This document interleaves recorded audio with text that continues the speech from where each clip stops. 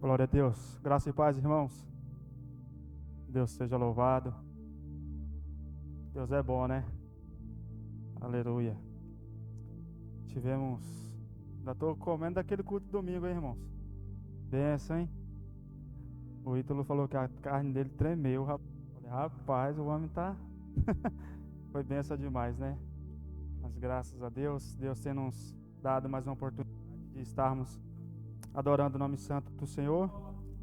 E eu gostaria de convidar você que trouxe sua Bíblia, livro de Ruth, capítulo de número 1, depois do livro de Juízes, livro de Ruth.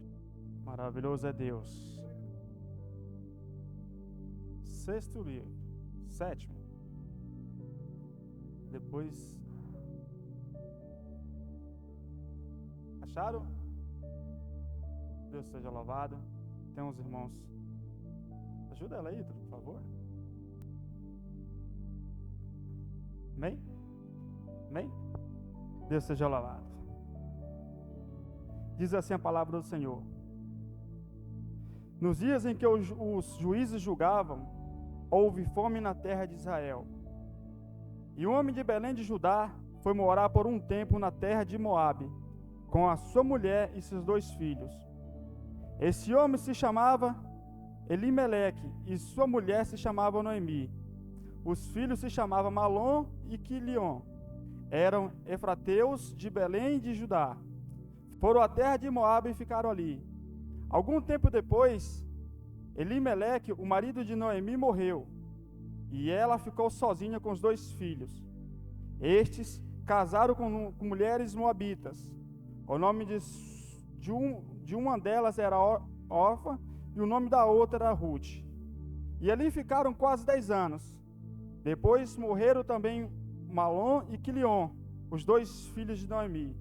E assim ela ficou sozinha, sem os 2 filhos e sem o marido.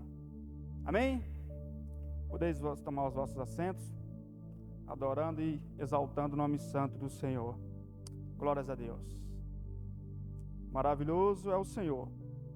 Irmãos, nós lemos aqui um texto no qual fala a respeito de uma família.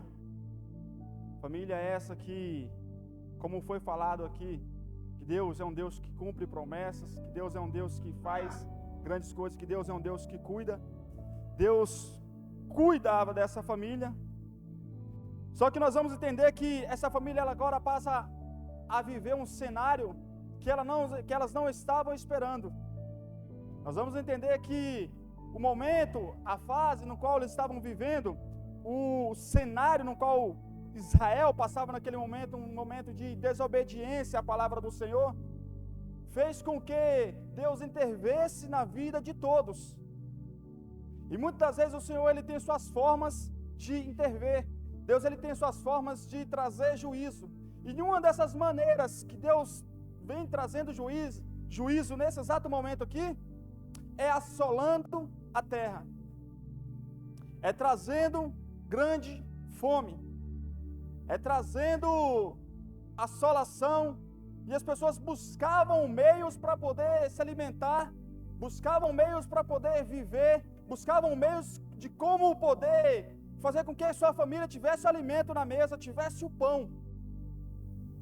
E não encontrava, porque a semente que eles plantavam não crescia, não germinava, morria, não vinha chuva. E agora, o que fazer? Como lidar com essa situação? Como poder sair desse meio, desse caos todo?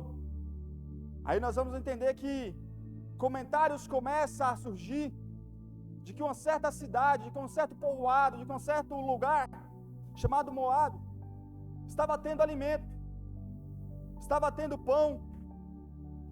E a primeira alternativa a fazer, vamos para lá, porque está todo mundo indo para Moabe. Então nós também vamos para lá. Só que mais me chama a atenção nessa palavra é quando a Bíblia vem nos dizendo, nos relatando que eles moravam numa cidade chamada Belém. E aqui nós vamos entender que Belém tem como seu significado casa do pão, ou casa de pão. E nós entendemos que, amados, casa do pão, que contraste é esse? Um lugar que era para ter pão, mas só que faltou nesse exato momento. Faltou pão na casa do pão.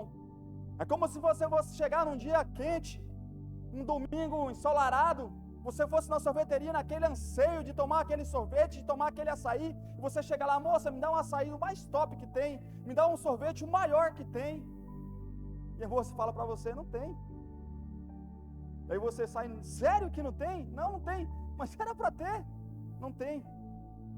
Era como as pessoas de Israel estavam vivendo naquele momento, conhecido como casa do pão.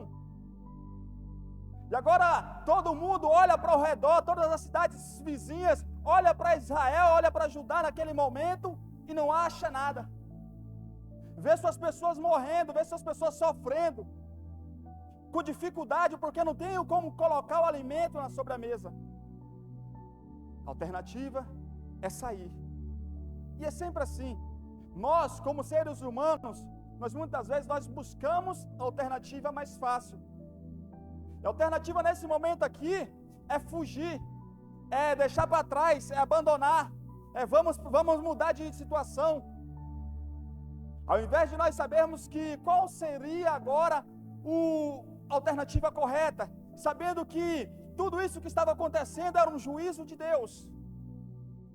A questão do arrependimento, a questão de voltar a buscar a face do Senhor, a questão de voltar a buscar a Deus verdadeiramente, genuinamente, para que os céus, as comportas dos céus pudessem ser abertas sobre aquela cidade, sobre aquele lugar, e as coisas pudessem fluir como fluía antes, no tempo de obediência, no tempo de prosperidade.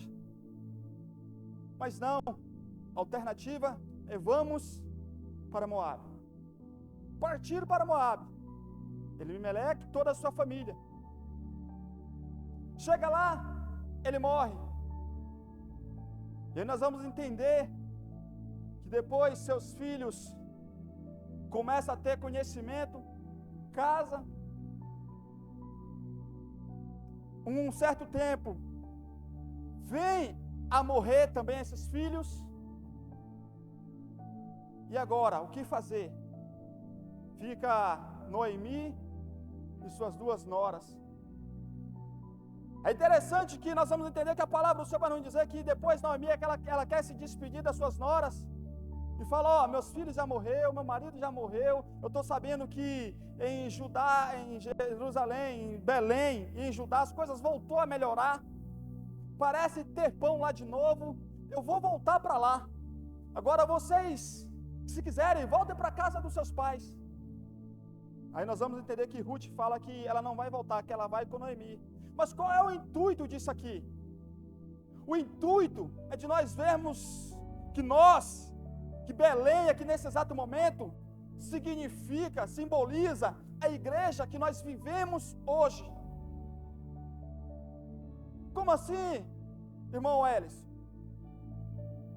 Belém é a casa do pão. E pessoas iam até ali para se alimentar.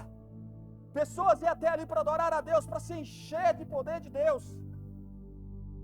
E não é diferente de nós hoje. Nós, como casa de Deus, nós como morada do Espírito Santo de Deus, nós somos essa Belém. Nós somos a casa de pão para a vida de alguém.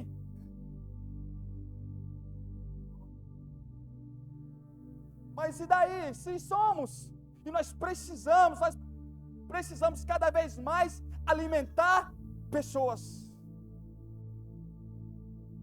Qual o intuito de que você está falando, irmão Welles? O intuito é que todas as vezes que nós encontrarmos pessoas necessitadas de pão, pessoas passando fome da palavra, pessoas passando fome em relação a afeto, nós sermos esse alimento para alguém. Nós levarmos esse alimento para alguém, nós saciarmos a fome de alguém, nós matarmos a fome de alguém. Porque as pessoas, quando elas estão com fome, elas buscam de todas as formas um meio de saciar a sua fome. Contar uma parábola extra bíblica. Certo dia, existia um homem que todo ano ele fazia uma festa para comemorar com o povo no qual ele morava. Esse homem ele tinha dinheiro. E o intuito desse homem era poder chegar, levantar uma madeira, cortar ela. Não sei se os irmãos conhecem o famoso pau de sebo.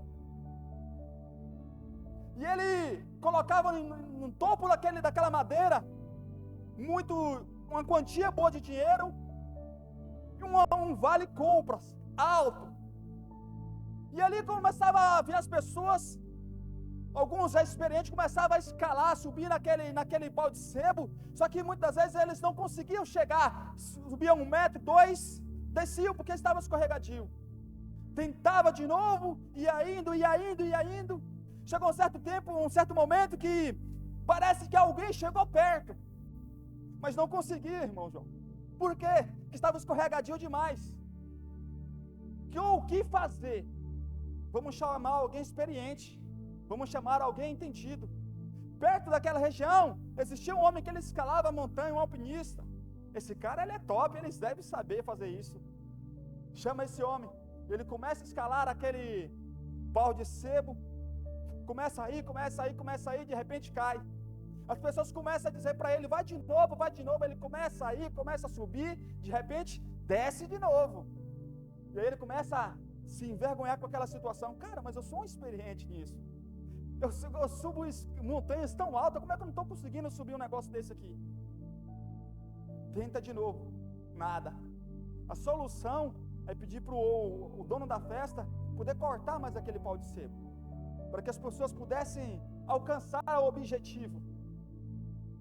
E quando as pessoas começam aquele alvoroço, não, vamos cortar, de repente sai um jovem do meio da multidão, começa a subir aquela madeira, começa a escalar, e o povo começa a ver e olhar e fala assim, rapaz, desce daí que você vai cair, você é pequeno demais para isso, daí porque senão você vai se machucar.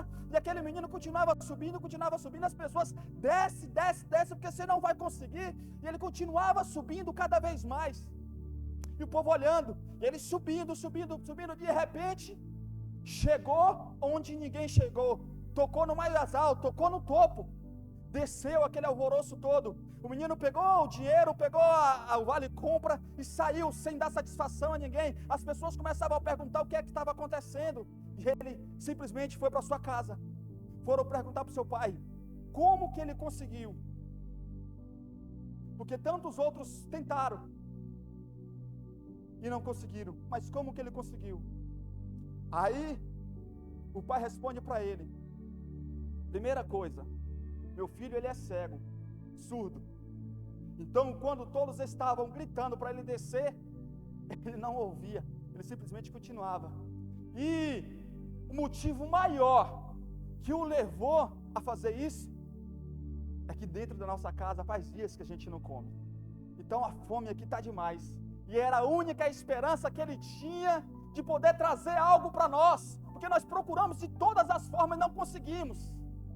Subir no mais alto, desafiar.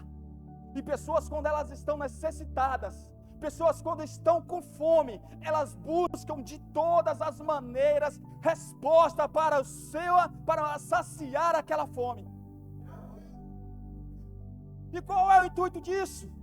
É que nesse exato momento, Deus te usará poderosamente para ser resposta para essa pessoa. Deus te usará poderosamente para saciar a fome desta pessoa. Porque não é por nada, não é por acaso que nós estamos vivendo um tempo de renovo na presença do Senhor, um tempo de derramamento na presença do Senhor. Há um intuito de Deus, há um propósito de Deus nisso, de te usar poderosamente, de te fazer casa do pão. Por quê, meus amados? Porque nós estamos vivendo uma época em que pessoas buscam